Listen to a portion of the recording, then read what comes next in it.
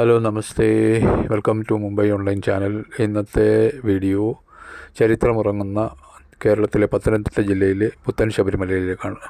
ഒരു വീഡിയോ കാണാം.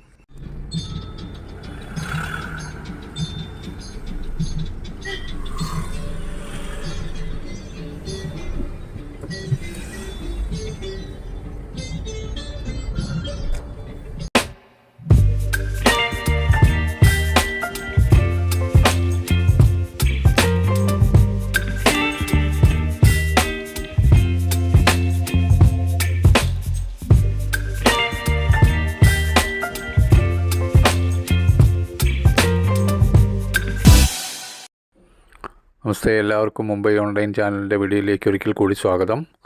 ഇത് നമ്മൾ യാത്ര പോയിക്കൊണ്ടിരിക്കുകയാണ്. നമ്മളിപ്പോൾ കേരളത്തിലെ പത്തനംതിട്ട ജില്ലയിലെ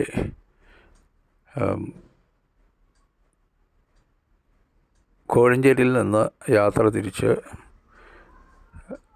തീയോടിക്കൽ എന്ന് പറയുന്ന സ്ഥലത്തിനും തടിയൂർ എന്ന സ്ഥലത്തിനും മധ്യേ വരുന്ന പുത്തൻ ശബരിമലയിൽ എന്ന ക്ഷേത്രമാണ്.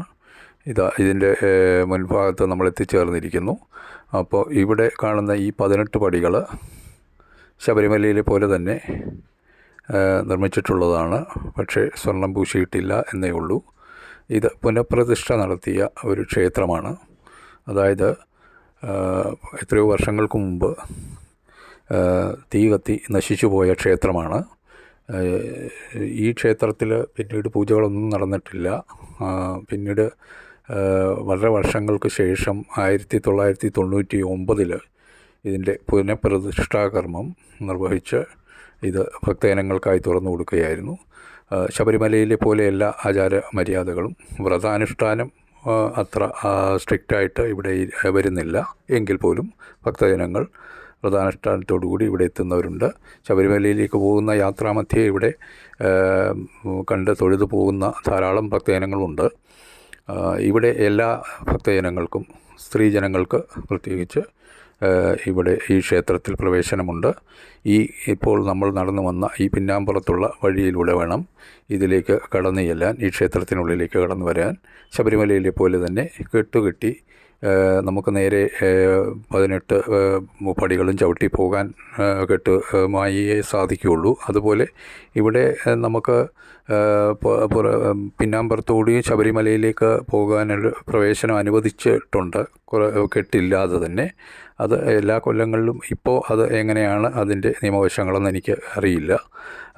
എന്തായാലും ഇവിടെ പുത്തൻ ശബരിമല എന്നറിയപ്പെടുന്ന ഈ ക്ഷേത്രത്തിൽ ഈ വശത്തോടി ചെന്ന് ശബരിമലയിലെ പോലെ തന്നെ ഇവിടെ കാണുന്ന ആദ്യം മാളികപ്പുറത്തമ്മയെ വണങ്ങിയ ശേഷം തൊഴുതതിന് ശേഷമേ നമുക്ക് അയ്യപ്പൻ്റെ നടയിലേക്ക് പ്രവേശിക്കാവൂ എന്നാണ് ഇവിടുത്തെ നിഷ്ഠ.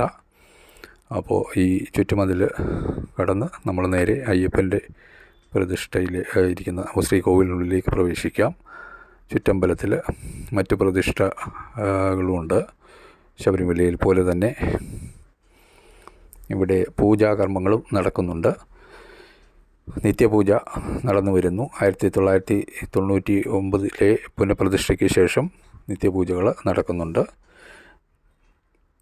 ഇപ്പോൾ ഇവിടെ ദീപാരാധന സമയമല്ല, ആയിട്ടില്ല. അപ്പോൾ വീഡിയോ പിടിക്കുന്ന സൗകര്യത്തിനായി ഞാൻ കുറച്ച് നേരത്തെ വന്നിരിക്കുകയാണ്.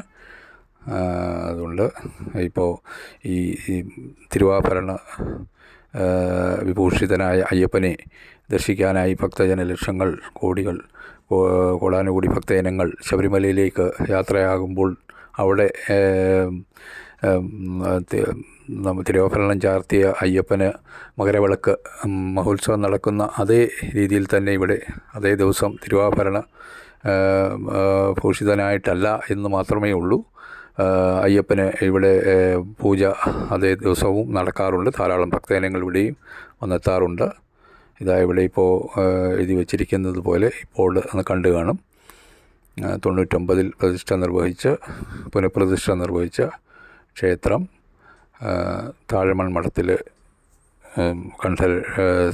താഴമൺ മഠത്തിലെ തന്ത്രിയാണ് ഇവിടെ പുനഃപ്രതിഷ്ഠ നടത്തി ഭക്തജനങ്ങൾക്കായി തുറന്നു കൊടുത്തത് ഈ ക്ഷേത്രം. ഇപ്പോൾ ഇവിടെ ദീപാരാധന നടക്കുന്നതിന് മുമ്പായിട്ട് ചുറ്റുവിളക്കൊക്കെ കത്തിച്ചുകൊണ്ടിരിക്കുകയാണ്. അപ്പോൾ നമുക്ക് ഈ അമ്പലം ചുറ്റി പ്രതിഷ്ഠകളൊക്കെ ഒന്ന് കണ്ട് മടങ്ങാം.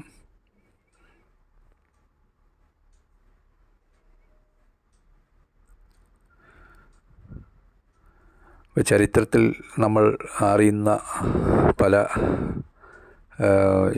കഥകളും യാഥാർത്ഥ്യങ്ങളാണെന്ന് പിന്നീട് അറിയാറുണ്ട്. അതുപോലെ തന്നെ ഇവിടെ ക്ഷേത്രവുമായി ബന്ധപ്പെട്ട ഈ ഐതിഹ്യം, ഗണപതിയുടെ പ്രതിഷ്ഠയാണിവിടെ. ക്ഷേത്രവുമായി ബന്ധപ്പെട്ട ഐതിഹ്യം ഇവിടെ സാക്ഷാൽ സ്വാമി അയ്യപ്പൻ, അതായത് അയ്യപ്പൻ രാജകുമാരനായിട്ട് പന്തളത്ത് വാഴുന്ന സമയത്ത് രാജ്ഞിയായ മഹാറാണിക്ക് അസുഖം ബാധിച്ചതിനെ തുടർന്ന് പുലിപ്പാൽ അന്വേഷിച്ച് വനപ്രദേശത്തിലൂടെ സഞ്ചരിച്ചു വരുമ്പോൾ ഈ പ്രദേശത്ത് വെച്ച് സാക്ഷാൽ പരമശിവൻ, പിതൃസ്ഥാനത്തുള്ള സാക്ഷാൽ പരമശിവൻ പ്രത്യക്ഷനായെന്നും അദ്ദേഹം അയ്യപ്പസ്വാമിയെ അനുഗ്രഹിച്ച് മുന്നോട്ടുള്ള യാത്രയ്ക്ക് അനുഗ്രഹം കൊടുത്തു സ്ഥലം എന്നാണ് ഈ പുത്തൻ ശബരിമലയെ കുറിച്ചുള്ള ചരിത്രം പറയുന്നത്. അപ്പോൾ ഇവിടെ ഇതേ രീതിയിൽ തന്നെ ഭക്തജനങ്ങൾ അതേ ഭക്തി ഇവിടെ അവസാനിപ്പിക്കുകയാണ്. ശബരിമലയിലേക്കുള്ള യാത്രാമധ്യേ ധാരാളം ഭക്തജനങ്ങൾ ഞാൻ മുൻപ് സൂചിപ്പിച്ചതുപോലെ ഇവിടെ എത്തി പൂജകളൊക്കെ വഴിപാടുകളൊക്കെ നടത്തി പോകാറുണ്ട് മുന്നോട്ട് ശബരിമലയിലേക്ക്. ഇവിടെ നിന്ന് ശബരിമലയിലേക്ക് ഏകദേശം ഒരു 80 കിലോമീറ്ററിലധികം ദൂരവുമുണ്ട്. അപ്പോൾ നമ്മൾ ഈ വീഡിയോ ഇവിടെ അവസാനിപ്പിക്കുകയാണ്. അടുത്ത വീഡിയോയുമായി വരുന്നതുവരെ നന്ദി, നമസ്കാരം. സ്വാമിയേ ശരണമയ്യപ്പ.